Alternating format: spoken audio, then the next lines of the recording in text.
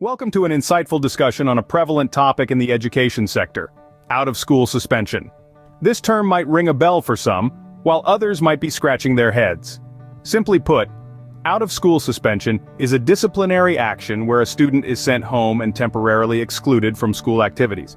This method of discipline has been around for quite some time, and like any other approach, it carries with it both pros and cons.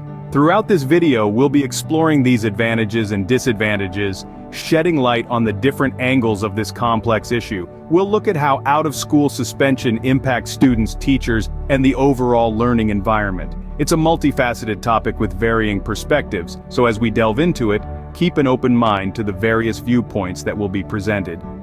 First, let us explore the advantages of out-of-school suspension. Out-of-school suspension, while a contentious topic, does offer certain benefits. One of the most immediate and noticeable is maintaining classroom order and discipline. When a student engages in disruptive behavior, it can derail the entire learning process, not just for them, but also for their classmates.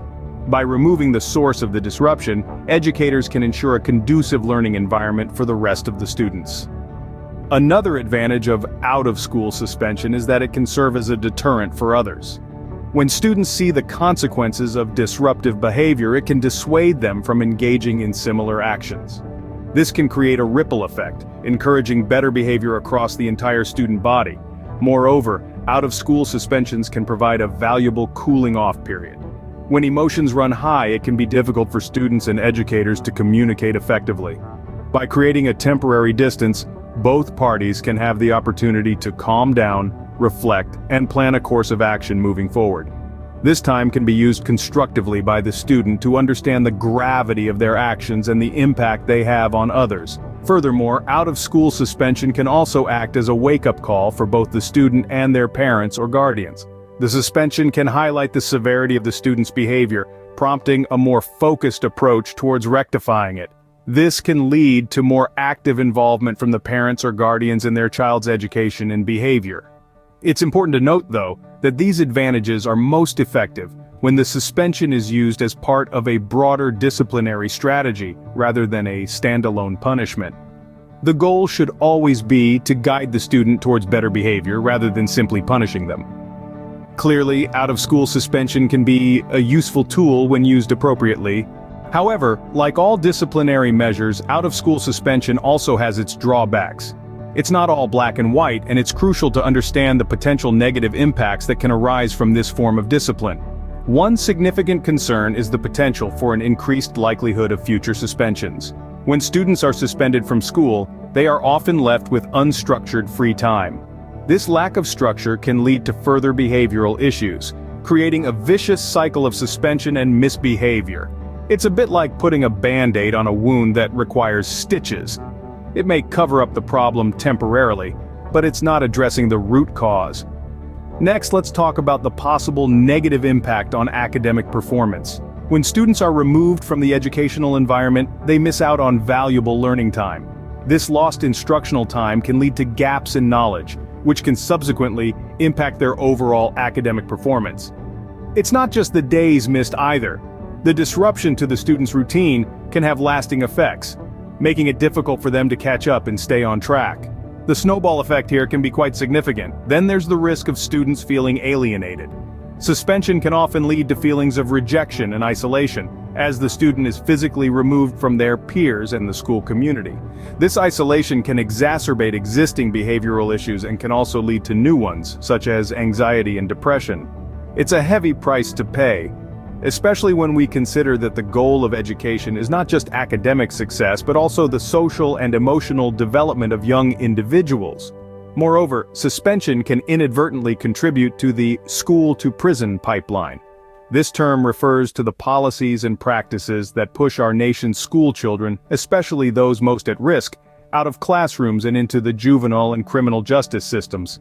It's a grim picture, but one that we must confront if we are to fully understand the implications of out-of-school suspension. Lastly, we must consider the impact on families. Parents and caregivers may need to rearrange their work schedules or find childcare, which can be a significant burden, especially for low-income families. The ripple effect of suspension can reach far beyond the student and the school.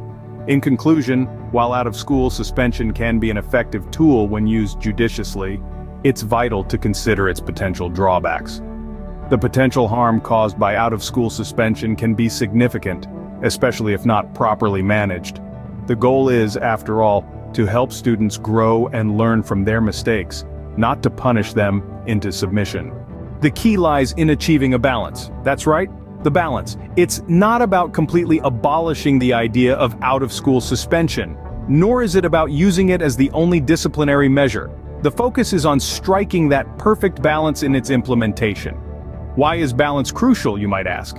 Well, it's because we're dealing with young minds here, minds that are still learning, still growing. Their mistakes are a part of their learning process. And while we should ensure that they face the consequences of their actions, we should also make sure that these consequences don't hinder their overall development. Now, this is where the concept of restorative justice comes into play. Restorative justice is all about repairing the harm caused by the misconduct, rather than just punishing the wrongdoer. It's about facilitating a conversation between the offender and the victim, making the offender understand the impact of their actions, and assisting them to make amends. In the context of school discipline, restorative justice can take several forms. It could be a mediation session between the student who caused the harm and the one who was harmed. Or it could be a group discussion where students are encouraged to openly talk about the incident, their feelings, and the possible solutions. It's a more holistic approach that not only addresses the immediate issue, but also promotes empathy, responsibility, and community building. And restorative justice is just one of the alternatives to out-of-school suspension. There are others like in-school suspension, peer juries, and mentoring programs. Each of these alternatives has its own merits and can be used effectively depending on the situation at hand. So, the balance we're talking about here is the balance between punitive measures like out-of-school suspension and rehabilitative measures like restorative justice. It's about knowing when to use which, and how to use it effectively. Remember, the goal is not just to maintain discipline, but to create a learning environment where students feel safe, respected, and motivated to grow. And that, my friends, is a delicate balance indeed. It's a delicate balance between maintaining discipline and ensuring the overall well-being of students. In conclusion, out-of-school suspension is a complex issue with no one-size-fits-all solution. We've journeyed through both the advantages and disadvantages, and it's clear that the subject demands a thoughtful approach.